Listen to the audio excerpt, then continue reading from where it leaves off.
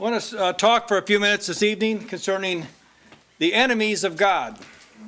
And this morning we heard a little bit about this. James 4:4, he brings out, know ye not that friendship of the world is enmity with God? Whosoever therefore will be a friend of the world is the enemy of God. Who are the enemies of God? Can we define this? Is this something that we can actually understand, that we can see the evidence of an enemy of God? Obviously, the answer has been given for us already. Whosoever will be a friend of the world doesn't have the potential of being the enemy of God. He is the enemy of God. Now, the word enemy, according to Webster, a few other dictionaries I checked too, they say the same thing, is a person who is actively opposed or hostile to someone or something. They're classified as your enemy. They're in opposition to you. They're your adversary. They're your foe. They're your rival. They could be just an antagonist, but they're your enemy. They're trying to drag you away from your purpose, that you're on a road. These are trying to drag you off. Your enemy. A combatant, a challenger, a competitor, or an opposer. These are all enemies. This can also be a thing that harms or weakens something else. You can actually have enemies living within you that are actually pulling you down in certain areas that they need to be addressed.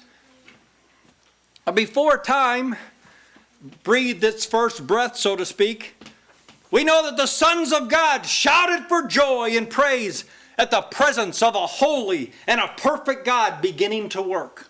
We know by revelation that God will do nothing except he reveal to his servants, the prophets, the things. Why does God do that? So that when the thing happens, he'll receive the glory that is due him.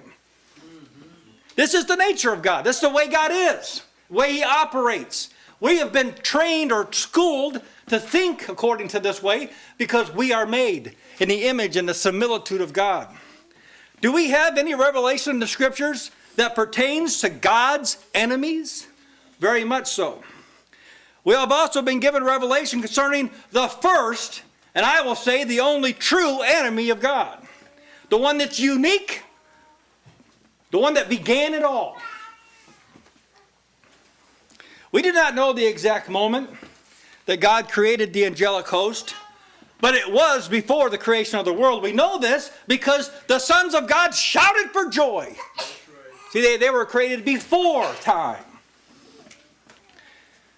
We also know this because of a question that God asked Job in Job 38:4. Where was thou when I laid the foundations of the earth? Declare. See, there was no man present at that creation, but there was angels. Who hath laid the measure thereof, if thou knowest, or who hath stretched the line upon it? Whereupon are the foundations thereof fastened? Or who laid the cornerstone thereof? When the morning stars sang together, and all the sons of God shouted for joy. They were seeing God work, and they shouted for joy. It was such a joy to see that God was demonstrating his vast wisdom, his power, and his knowledge in the creation. He truly had done all things well. Principalities and powers looked on in amazement, and their response, we know, is recorded in Revelation 4:10.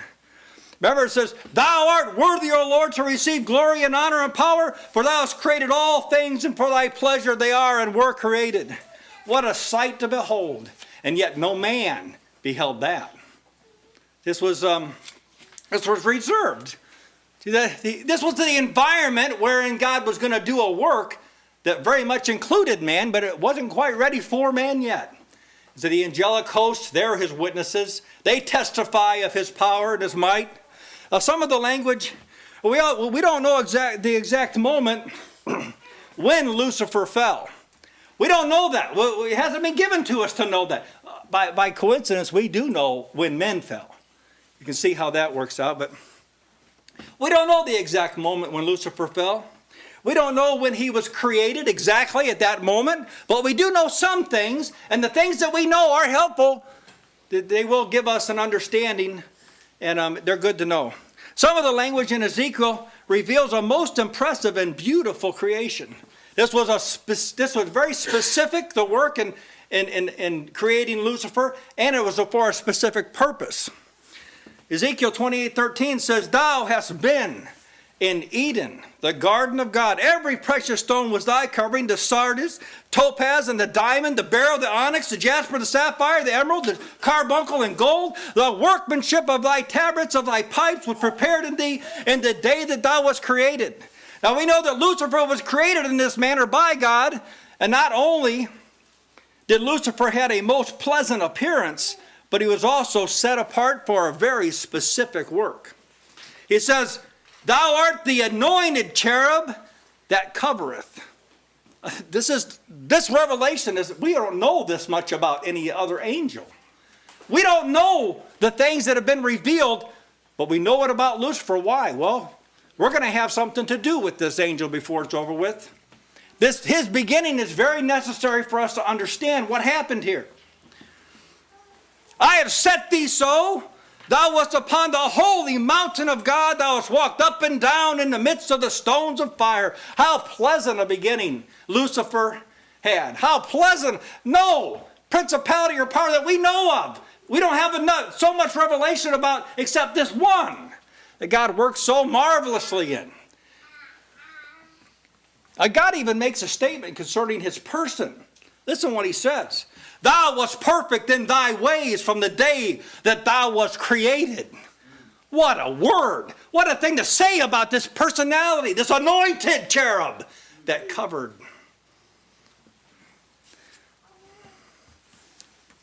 Until iniquity was found in him. Now, see, this is something new. This is a wonder in heaven. At some point in eternity past, this anointed cherub that covered ceased to be the anointed cherub that covered. Something happened in him that has never happened in another personality that we have revelation of. Every departure from the truth has been because his work has been evident there. We cannot trace even a single variation or act against God that wasn't promoted by this fallen angel. He alone stands at the core of evil. He was perfect till iniquity was found in him. A God could say with David, "Yea, mine own familiar friend in whom I trusted, which did eat of my bread, hath lifted up his heel against me." Such marvelous things are revealed about this one that God made so specifically. And yet he lifted up his heel against him. This covering cherub became the arch enemy of God. This one.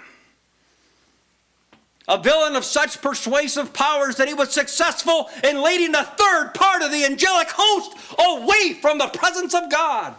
Convinced them that he was powerful, so powerful that he was greater than God. What did he say?